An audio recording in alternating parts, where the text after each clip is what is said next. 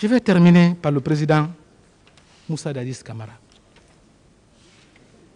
Monsieur le Président, le capitaine Moussa Dadis Camara, c'était le plus grand attendu de ce procès pour diverses raisons. Il était le président de la République, il avait son honneur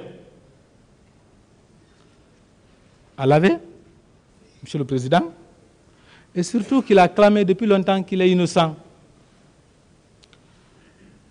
Mais, première chose curieuse, dès que le procès a été proclamé, avant même l'ouverture de l'audience, ses avocats ont déjà fini de plaider sur les réseaux sociaux. Le capitaine Moussa Dadis Camara est innocent, il n'est pas coupable. Sur les réseaux sociaux, avant même l'ouverture du procès. Ouais. Alors, dans ces dossiers-là, il a été entendu. Durant plusieurs jours, plusieurs semaines, lui qui disait qu'il voulait tant ce procès-là, il a toujours tourné autour du pot. Il n'a jamais voulu parler de ces événements-là. Il a parlé de tout. Il a eu toute la liberté ici. Et même quand vous lui posez des questions, il répond par autre chose, Monsieur le Président. Et quelle est sa ligne de défense? Sa ligne de défense, moi je suis rentré de l'Abbé, c'est tard la nuit, mon chef d'opération m'a informé qu'il y aura manifestation demain, j'ai appelé M. Sidi Touré, la ligne n'était pas bonne, le lendemain j'étais couché, c'est lui qui est aussi venu me réveiller pour me dire qu'il y a massacre au stade. C'est tout. C'est tout. Monsieur le Président, mais un procès pénal, c'est les détails. C'est les détails. Je commencerai par remercier le commandant Toumba. Les actes positifs, il faut les reconnaître. Il y a des éléments dans ce dossier-là, Monsieur le Président, qui prouvent suffisamment que le capitaine Moussa Dadis Camara, il est le concepteur, il est l'acteur, il est le réalisateur, il est le metteur en scène de ce massacre. Il est tout. Tout dans ce dossier-là, Monsieur le Président. Tout. Tout d'abord, les hommes en flèche, vus chez Gono Sangaré, les coris qu'ils portaient, l'art vestimentaire qu'ils avaient, curieusement, c'est les mêmes hommes qu'on a vus au stade et c'est les mêmes hommes qu'on a vus au camp Alpha Yaya Diallo faire la saga toute la journée du 28 avec la population de l'Axe, les attaques, aller-retour. Les mêmes hommes, Monsieur le Président. Deuxièmement, il est constant qu'il avait fait venir la milice de Kalea au camp Alpha Yaya Diallo. Ça, c'est avant le 28 septembre. Et c'est le siège de la présidence de la République. Autre chose, ces miliciens-là sont venus au stade, pas dans les véhicules privés. Les cars de la Sotragui, les véhicules du gouvernement guinéen, n'ont pas quitté la brousse. Ils ont quitté le camp Alpha Yaya Diallo, siège de la présidence, pour venir. Monsieur le Président, il est constant que les ordres, il les a donnés. Ordre de mater et qu'il regrette. Ça, il était en colère ces jours. Tous ceux qui l'ont vu l'ont reconnu. Et ça n'est pas venu seulement du commandant Toumba.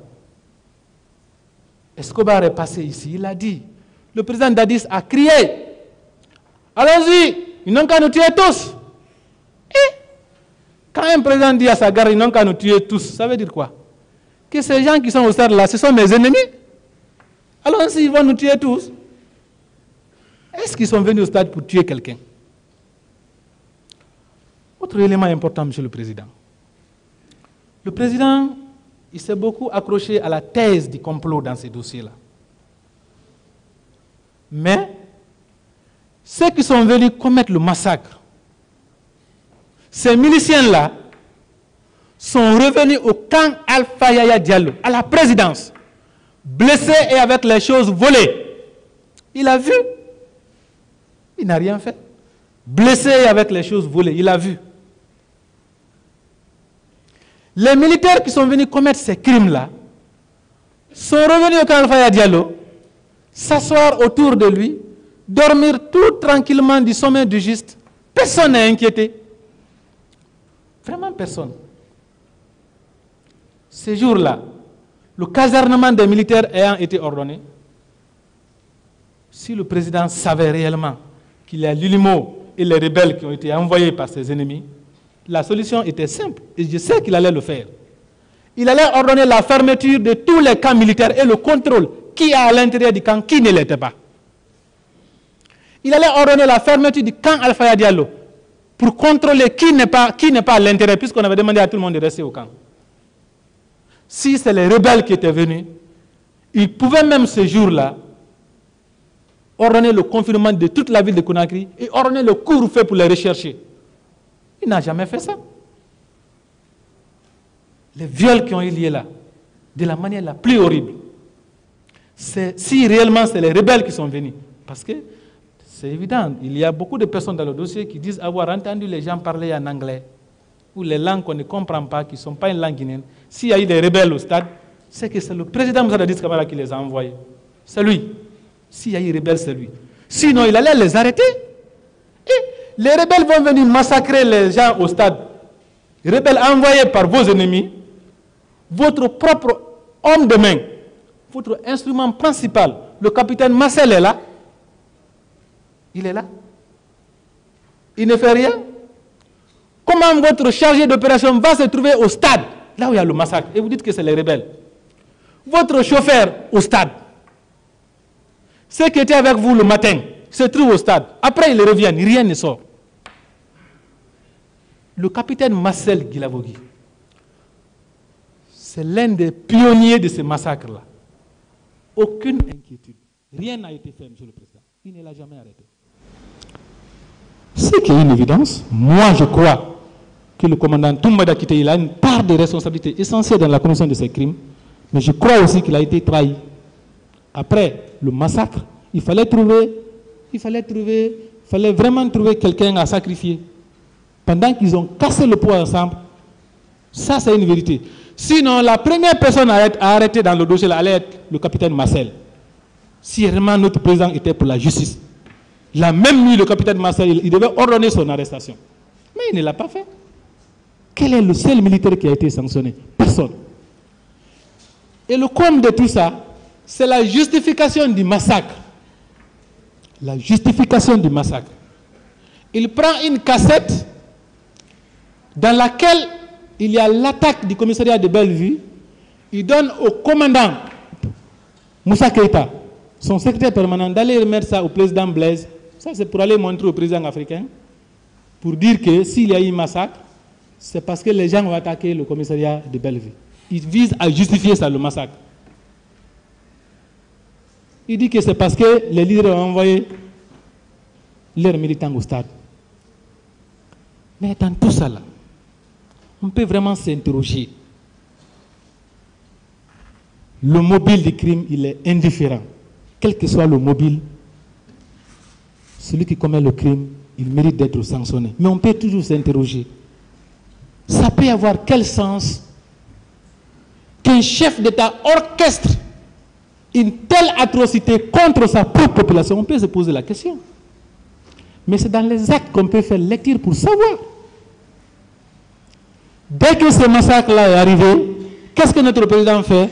Il va sur France 24, il dit aucun civil ne peut gérer cette armée-là. Aucun civil ne peut gérer cette Guinée-là. Ça veut dire quoi? On a fait exprès. Si aucun civil ne peut gérer l'armée, la solution c'est de laisser le militaire qui est au pouvoir. Ces crimes-là ont été orchestrés dans le seul but de conserver le pouvoir chez le président. C'est le seul but. Ce n'est pas autre chose. Le capitaine Moussa Dadis Camara, Monsieur le Président, il est l'élément clé de ce procès-là. Je vois la déception de certaines personnes qui disent que, mais où sont les éléments de Kaléa? Où sont d'autres agents qui étaient au stade? Il n'y a que 10 personnes qui sont à la barre. On les comprend. Mais, dans les crimes pareils là, c'est le chef qui compte généralement, le chef. Les crimes commis en Sierra Leone, on ne peut pas dire que c'est alors seul qui les a commis. Jean-Pierre Bemba Aner République démocratique du Congo. C'est toujours comme ça, Ivan Karaji. C'est toujours les chefs. Même si c'est le président Dadi seul qui comparaissait à l'audience là, c'était déjà beaucoup. C'est les chefs très souvent. Même en Côte d'Ivoire, je ne parle pas du fond de la décision, mais la procédure, c'est le président Gbagbo seul avec l'un de ses ministres. Le président seul, déjà, ça serait important. Donc le fait déjà que le président comparaisse, c'est déjà une chose très très importante, une grande avancée. Et si aussi, dans la décision finale, il est condamné, ça va faire d'une pierre deux coups. Il a comparu et il est condamné. Et dans ce dossier-là, moi je ne vois pas sur la base de quel élément le président Moussa Dadis Camara a pu s'échapper. Je ne vois pas. Puisque c'est lui qui a financé, celui qui a donné les ordres, celui qui a protégé, Monsieur le Président. Donc vous allez donc comprendre là qu'à l'égard du président Moussa Dadis Camara, il y a crime contre l'humanité. À l'égard du président Moussa Dadis Camara, il y a responsabilité de commandement des chefs militaires. Ça, il ne peut pas échapper à ça.